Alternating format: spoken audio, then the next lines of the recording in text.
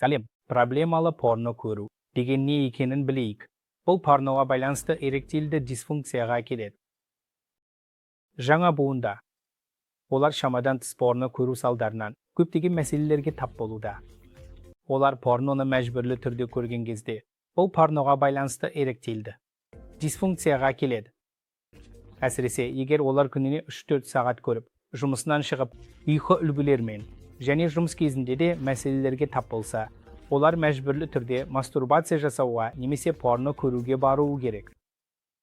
Бұлар проблемалы нәрселер. Сондықтан адамдар мүмкін порно көруді, бұл мәжбүрлі көруді азайта алады.